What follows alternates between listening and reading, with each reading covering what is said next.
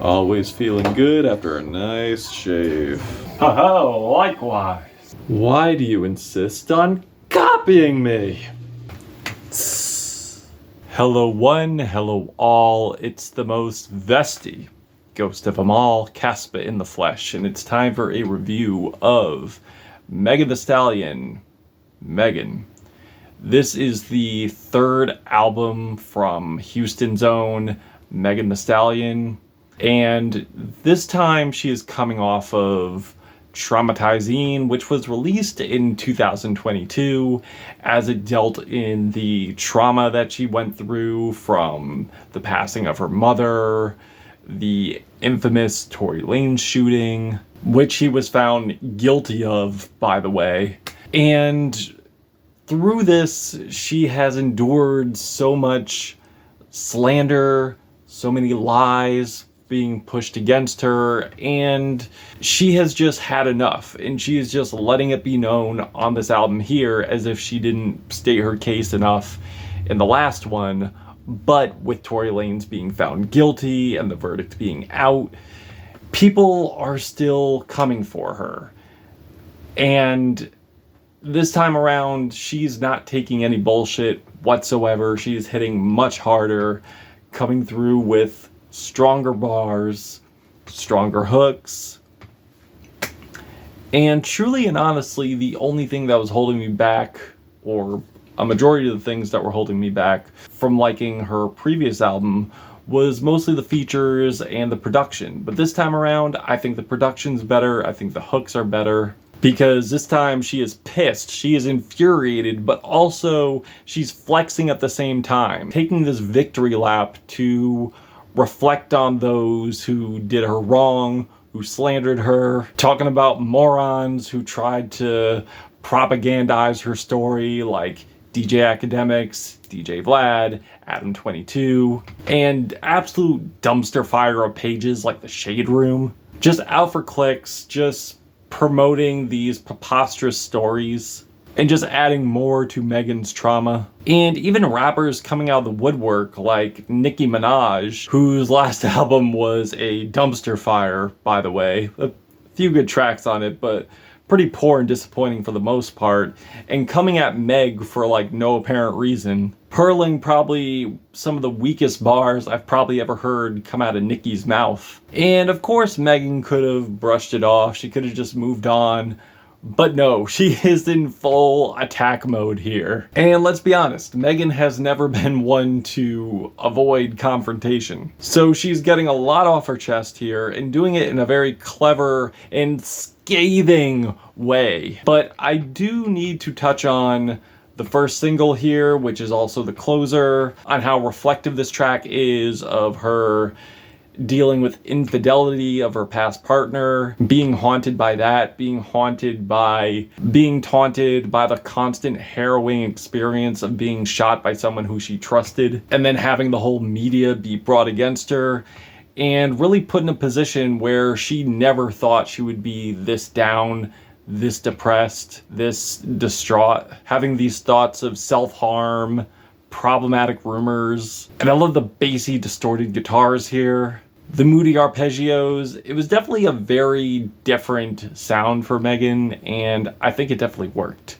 And going with the snake theme, with that being Cobra, the following one, titled Hiss, as she just brings out an onslaught to everyone who has done her wrong, from Nicki to morons online spreading rumors about her, with a plethora of digs here at Nicki, which continues various times throughout this album, which we'll get into. But man, there are just so many bars to touch on here. And I think the one that really struck a chord with Nicki was the bar saying, "Hoes ain't mad at Megan, they're mad at Megan's law." And if you're familiar with the history of Nicki Minaj's husband and his PDF past, which he was found guilty for, it shouldn't be a surprise that Nicki would be so alert and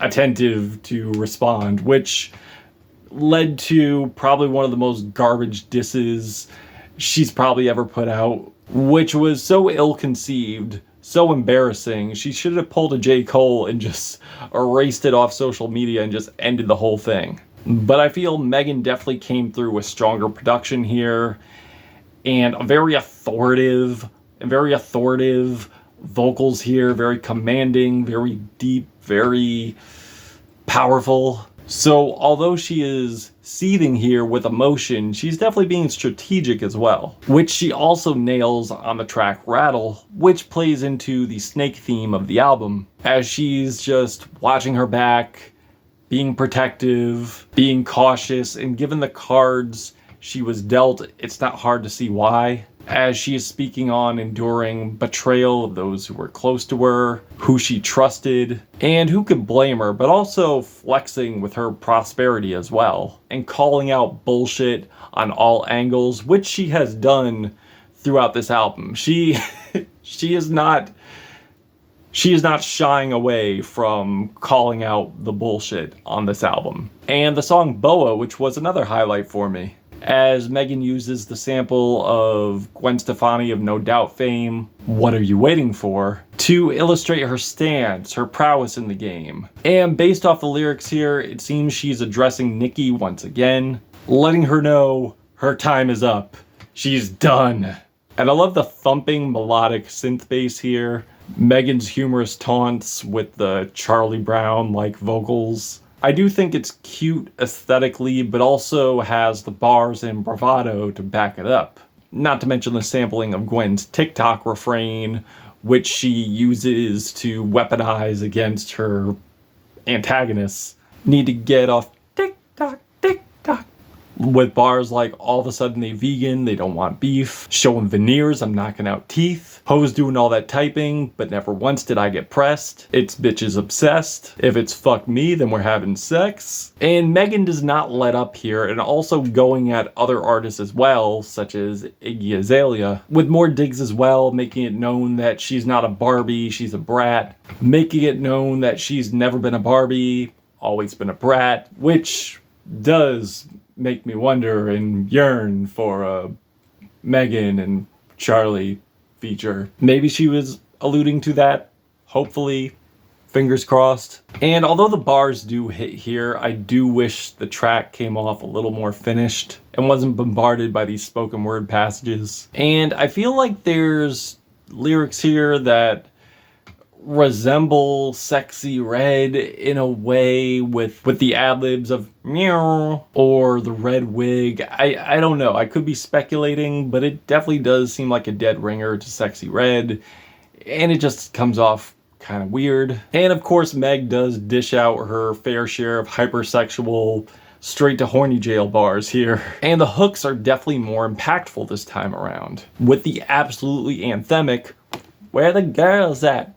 Where the girls at?" with these bright chirpy synths, thumping bass, and the electro-style production. And the thickness of the bass, the repetition, it just screams mid-2000s bops in a good way. You know, like the Dirty South mid-2000s. And with the album being titled after her, I feel there are layers here to go about, like with the snake peeling the skin and transforming, but also with the album being named after her, I do feel like this is also reflection of who she is as an artist, a person, and anime being a huge thing in her life, and Japanese culture being a huge thing in her life. And there's bilingual tracks where she is rapping in Japanese, like on Otaku Hot Girl,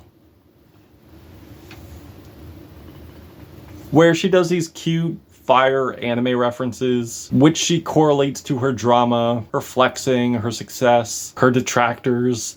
And I can definitely see this being played at BlurredCon, Comic-Con, or cosplay reels on social media, with these elongated, sticky hooks in Japanese. And I love the cycling beat over these ominous piano lines. Unfortunately though, I don't think lightning strikes twice on Mamushi, where I don't think the production's as strong, nor do I find the guest rapper to be a strong choice either. Sounding very stiff, very awkward, struggling to find the metronome here. And as long as I'm complaining with the features, There are definitely a handful of features here that fall flat for me, unfortunately. And as much as I do love UGK, Ridin' Dirty is my shit, I just found this collaboration to be not as fireworks as I would have hoped.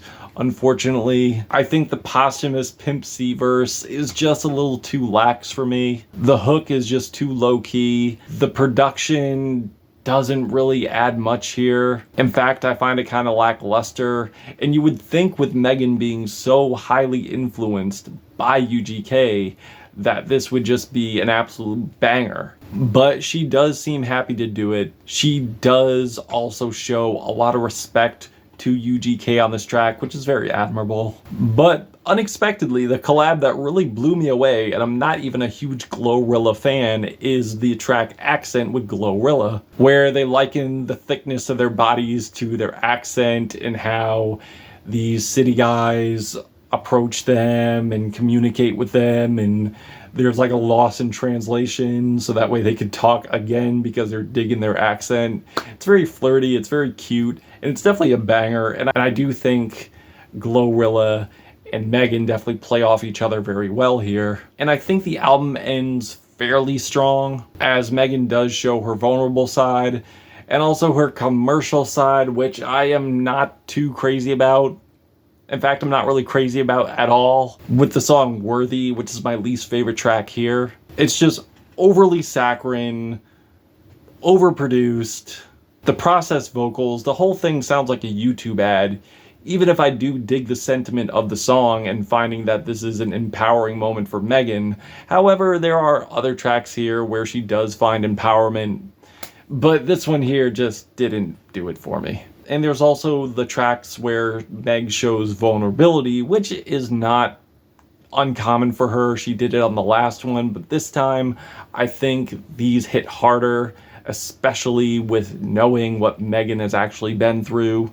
Not that I doubted anything before, but this one just hits way harder.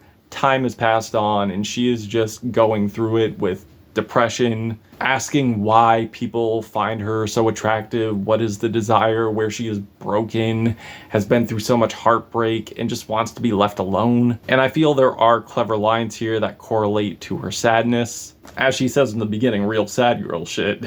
Like trying to grasp what makes her desirable. Only thing touching her lips is gonna be liquor. Only thing she gives head to is her pillow. And the ghostly vocals here and the soulfulness definitely capture the sadness that this track brings. It's a very confessional track, it's a very moving track, and I also feel the same for the closer too. And overall, I found this to be an enjoyable album from Megan. Slightly less than Fever, but I do think this is the best of her studio releases. I love the introspection from Meg.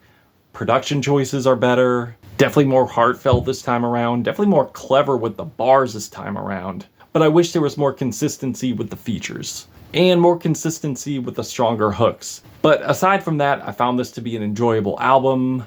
I'm feeling a 3.5 out of 5 on this album. But if you've given this a listen, what did you think? Did you love it? Did you hate it? Why? That's it. Caspa, Gothic Ghost, Megan Thee Stallion, Megan, till we meet again.